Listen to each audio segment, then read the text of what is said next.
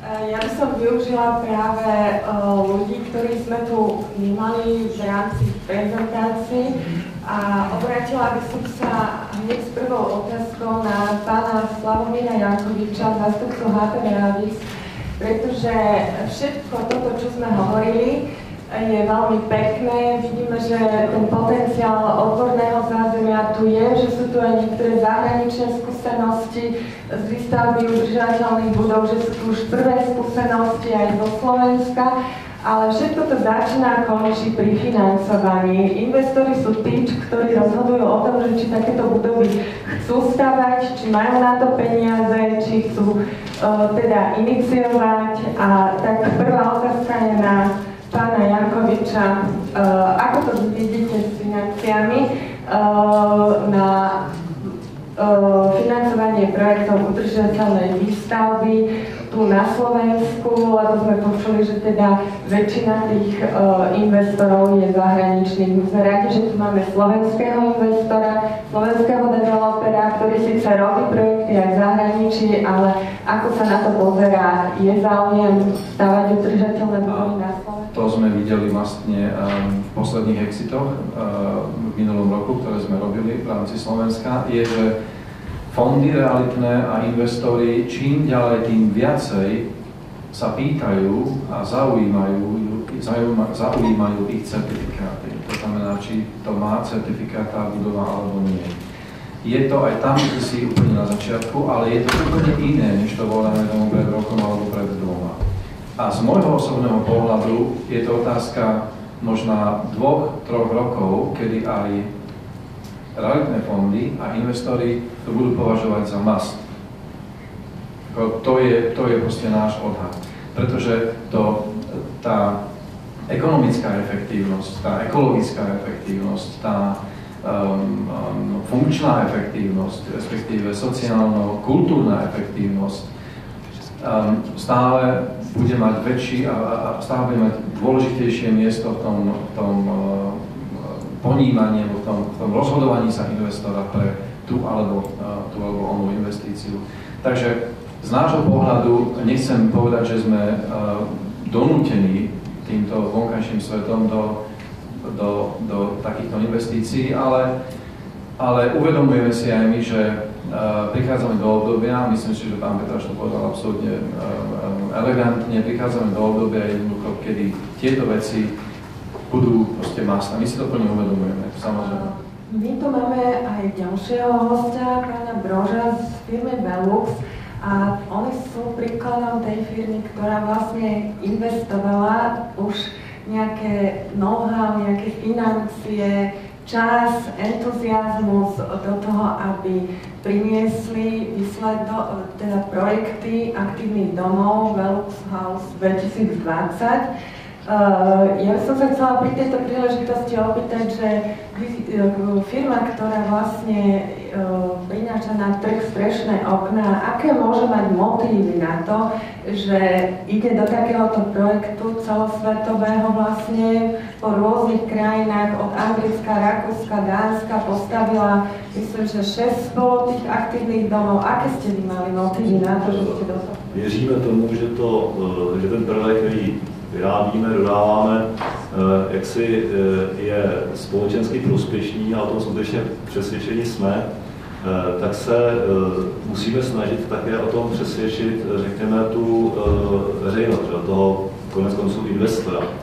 A to je důvod. Prostě ten náš koncept trvalé udržitelného stavění, označený jako aktivní dům, kladoucí důraz na ty 3 elementy, úspora energie nebo energetická efektivita, kvalitní, příjemné, zdravé životní prostředí a minimální negativní, respektive spíš pozitivní dopad na přírodní prostředí, na ten environment, tak je podle našeho názoru podmínkou a výrazným faktorem, který k tomuto konceptu, který jednak propagujeme, ale na kterém jsme i jaksi ekonomicky závislí, prostě bude podporovat a bude způsobovat, bude zajišťovat, že bude vnímán i takovým způsobem i z hlediska koneckonců toho investora nebo uživatele.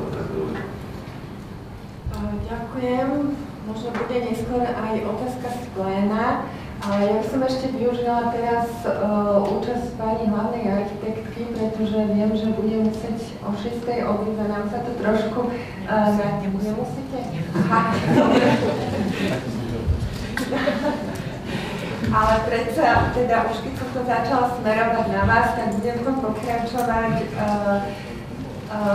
V podstate ide mi o to, či má Bratislava akúsi víziu, kam chce ona smerovať tejto problematike udržateľnosti.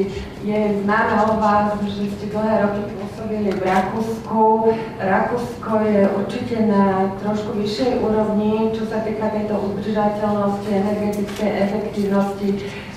Za to krátke obdobie, čo ste vo funkcii, máte už nejaké predstavy, vízie, kam chcete posunúť konkrétne Bratislavu v oblasti udržateľnosti a architektúry? Ja si myslím, že sa musíme trošku vymaniť z tohoto, poviem, z takejto pečate, že na toto nemyslíme. A rada by som ešte teda na záver tejto časti povedala, že vnímam veľmi, že Európska únia, poviem to tu otvorene, sme na poslednom mieste, čo sa týka čerpania fondov, sme veľmi zlí partneri Európskej únie, bolo nám to úplne jasne, čierno-bielo, minulý týždeň povedané. Máme čo robiť, aby sme sa z tohoto, poviem, vyhrabali, ale keď som zároveň rozprávala o udržateľnom meste, o verejných priestoroch, o proste takýchto aktívnom vstupe do nového ponímania mesta, tak veľmi zbystrili tí ľudia pozornosť, pretože toto ešte nejako takto v takom globálnom ponímaní nepočuli. Takže ja si myslím, že my máme čo doháňať a rok 2020 proste sa blíži a ja budem toto naozaj podporovať a jedna z tém, podľa mňa, tvorby tohoto mesta je ochrana životného prostredia, je udržateľnosť a bude to súčasťou tvorby nového plánu rozvoja mesta. Každopádne ste mi nahrali na ďalšiu otázku, a to síce pre architektov, pre Ludovita Urbana a Carlosa Arroya, pretože ste povedali, že architekti sa musia viac teda v tejto problematike angažovať a iniciovať a teda by mali zohrávať tú rozhodujúcu úlohu. Ja sa chcem opýtať, že aké sú skúsenosti teda jedného aj druhého architekta s výstavou udržateľných budov. Je naďalej architekt ten, ktorý hrá tie prvé husle a diriguje celý ten orchester? Ja by som možno použil kráľovskú symboliku pána Jankoviča. Je to síce iná poloha, ale myslím, že vo Vancouveri mesto a vlastne všetky mestské a štátne inštitúcie, ktoré fungujú v tomto meste, sa zaviazali, že pôjdu príkladom a vlastne všetky objekty, všetky štátne a mestské objekty v tomto meste môžu byť teraz postavené iba tak, že majú certifikát, konkrétne teda v Amerike samozrejme certifikát. Je to taký ako príklad, ku ktorému asi dospejeme až po nejakej dobe, ale môže nás to ťahať. To je asi to. One is I'm a little bit confused because I'm like identifying a contrast between some kind of moral concept of sustainability and which is opposed to something which could be called a business price and money. And I don't think that they are separate. I mean, they are not separate. And to explain why, I would like to make a comparison with the automobile industry, which I think that in Bratislava is an interesting thing to do. You know that car makers, they have to produce a number of certificates. And like for safety, the Euro NCAP and the stars that the car gets when doing the tests. And things like the consumption, the oil consumption, basically. They have to do certain tests to see in different circumstances how much oil, how much petrol they will use. And that was enforced by regulations. At the beginning they were not very happy about it because they didn't think that people were buying on that basis. But now it turns out that there is a huge competition between car makers to see who makes a car that is most efficient, because people are looking at those certificates and they are realizing that this will affect their. Therefore, the certificates are not like a moral issue, like this building is good. It's a tool to show that the building will be cheaper for everyone, including, or first of all, the buyer and the user, who will have lower bills, and that is therefore a tool to choose. But the other thing is that it will be good, it will be cheaper for everyone else as well, like institutions who have to manage infrastructures and things, and then you will not get floods next year maybe because will happen with the climate. Yeah. So that is the problem, that it will be good for the buyer and the user, it will be cheaper for the buyer and the user, and it will be also cheaper for everybody else, and that's what makes it so confusing, because it feels moral. But it's not. Sustainability is an economic theory. It's not a moral issue. There were several definitions of sustainability on the board today, and I think that sustainability has to be defined as an economic theory that shows all the costs, even the external costs, into the sheet. Short-term, mid-term, and long-term. Delivery and after delivery, during usage, and in the life cycle. It's purely economical. So it's all about price. It's not about being good. What I wanted to say. Akými vlastne ambíciami, cieľami zakladali Slovenskú radu pre zelené budovy, ako sa im teda po roku darí naplňať tieto ciele a najmä čo oni vedia konkrétne spraviť pre projektantov, architektov, investorov v tej podpore vzdelávania, podpore šírenia vôbec týchto informácií a údajov okolo zelených a udržateľných budov. Ďakujem pekne, dobrý večer.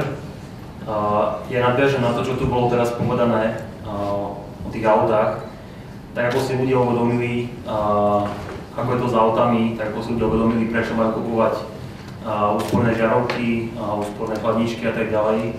Tak dneska tu sedíme aj preto, lebo tie zelené budovy začínajú byť, prichádzajú naozaj nájomcovia, prichádzajú investori, ktorí sa začínajú pýtať po budovách s nejakým certifikátom, ktorá je to väčšinou LEED. Z hodou okolností dnes sme dostali ďalší dopyt, kde prišiel investor a povedal, že plánuje budovať v Lučenci budovu a na záver dodal, a chceli by sme, aby tá budova mala LEED certifikát. Toto sa nám pred rokom a pol nestalo, sa to nemohlo stať, pretože tie budovy naozaj boli možno ešte nejakým strašiakom, alebo sa niekde vedelo, že niekde tam niečo také sa chystá. A na tú otázku, ako môžeme pomôcť, vidíme a vieme 100% povedať, že tie zelené budovy tu budú. Bude ich čím ďalej tým viac. A to bolo to, aby sme trošku pomohli ten trh transformovať na to, aby bol trošku viac pripravený na to, že tie zelené budovy prichádzajú. To znamená, aby sme pomohli legislatívne, to znamená pomôcť nastaviť legislatívu tak, ako si to tie firmy žiadajú, ako to potrebujú. Pomôcť naozaj architektom, projektantom, odborníkom, aby sa mali možnosť vzdelávať, aby takéto vzdelávacie akcie, ktoré aj organizujeme, aby ich bolo viac, aby mali kde možnosť načerpať inšpiráciu, aby sa mali možnosť stretávať aj s takými odborníkmi, ako sú dnes. A v neposlednej rade na to, aby sa šírila naozaj tá osveta, pretože tá je potrebná dnes. Keď hovoríme o zelených budovách, hovoríme v prvom rade hlavne o kanceláriách. Čo som bol veľmi prekvapený, tak na druhej línii sú možno logistické centra alebo výrobné haly. A keď sa bavíme o bytových projektoch, teraz nehovorím schválne o nejakých malých domčekoch rodinných, ale o bytových stavbách, tak tam je to skoro nula. A je to práve kvôli tomu, že tí ľudia bežní o tom vedia strašne málo a práve ich nezaujíma to, čo som povedal na začiatku, že prečo teda keď si kúpujem tú úspornú žiarovku, prečo si nekúpim do úsporného bytu. Takže týmto by som to asi zakončil. Ďakujem pekne.